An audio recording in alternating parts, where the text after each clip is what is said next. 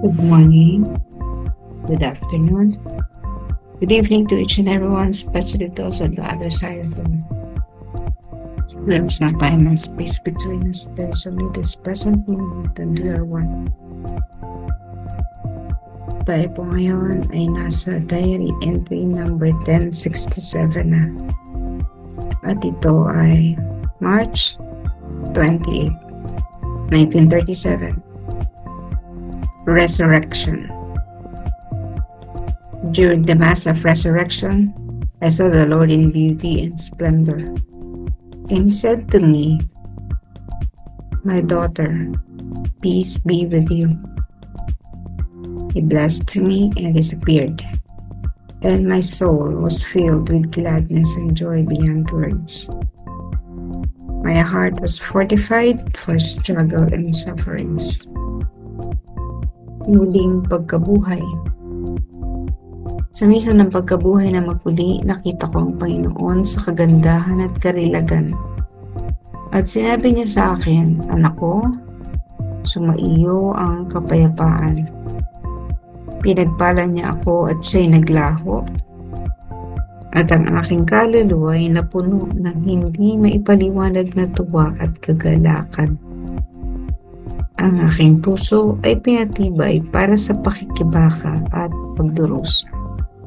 Yun lang, nagpakita lang si Jesus. So parang everyday they have a communication. Jesus and Faustina would see each other. Parang tayo, no? Every 3 a.m. meron tayong ipanan. Pakikipagdipan tayo sa ating Panginoong Jesus. Pag na-stress na madaling araw. This is a daily routine for us. We wake up at around 3 o'clock, do our daily prayers, and pray for the whole world. Mahalaga talaga po yung everyday, no? Sabi nga niya sa panalangin, "Give us this day our daily bread." Hindi yung, "And give us this day our whole year stock of bread." Hindi ganun na po. Kasi masisira naman yung tinapay ng mga panahon na yon. Pero kung sa panahon ngayon na may preservatives, artificial, no? Posible.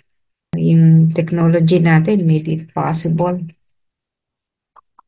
Kaya lang, syempre may mga compromise yun. Kung isang taon yung stock mo, pwedeng masira pa rin yun, pwedeng hindi makabuti sa katawan. Gusto natin natural, walang preservatives. No? But the point is, the Lord gives us everything, every day, hindi advance. Bakit?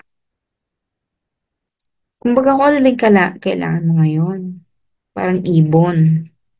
Kakain siya ngayong araw na ito. Kinabukasan, kakain ulit siya. Ang langgam, no, ang kakaibahan nito sa langgam, nag-iimbak ang langgam. Yung buong supply niya, tinatago niya. No? Paano na nga ba yung pagkakaiba nun?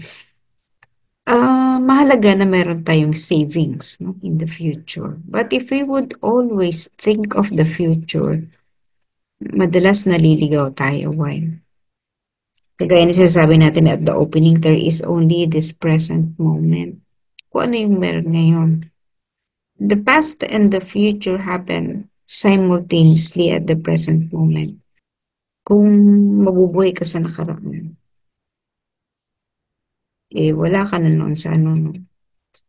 Parang hindi ka natuto or hindi ka naka-move on.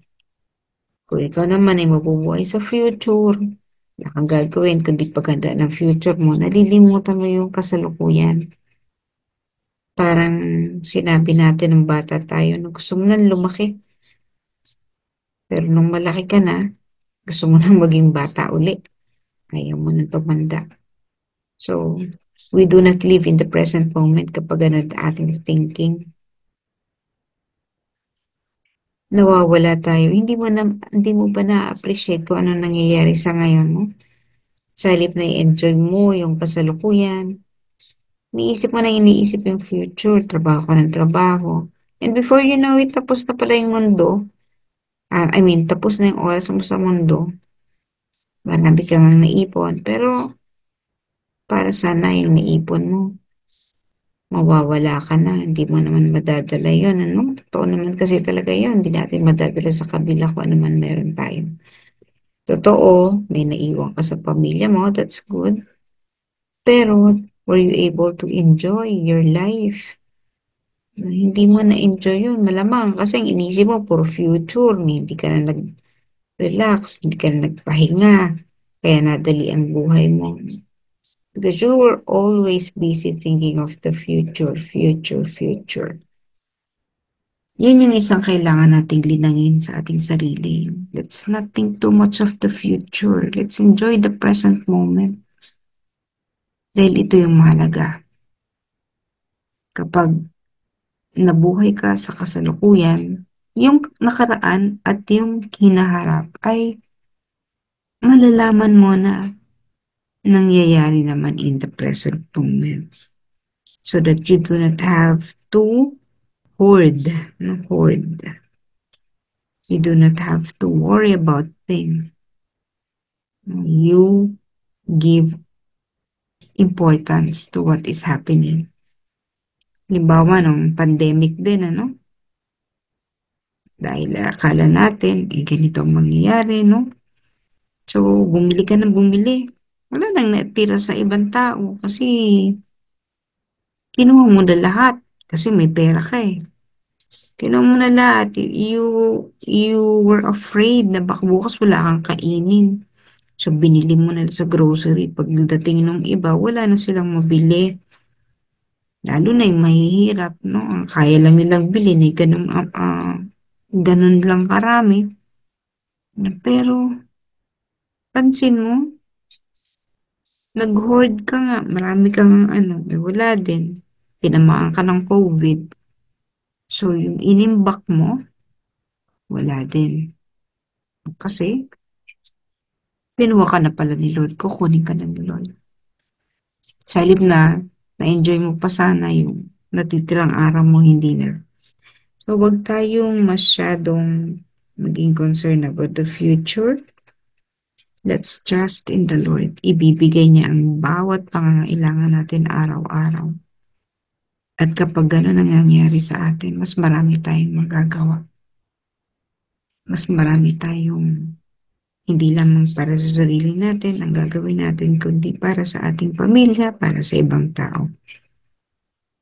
At ito yung ginagawa sa kanya kay Faustina ni Jesus. The other day, kahapon, no? 27, March 27, pinagbana pa rin siya kasi alam niya marami siyang susuungin. So, ito yung kailangan mong lakas for the whole day, anak. Bukas uli, ibigyan uli kita. One day at a time. Especially when we know that we are already in our last leg, no? Matatanda na tayo mga kapatid. Let's live every moment, one day at a time. One day at a time. And Jesus will give us what we need today.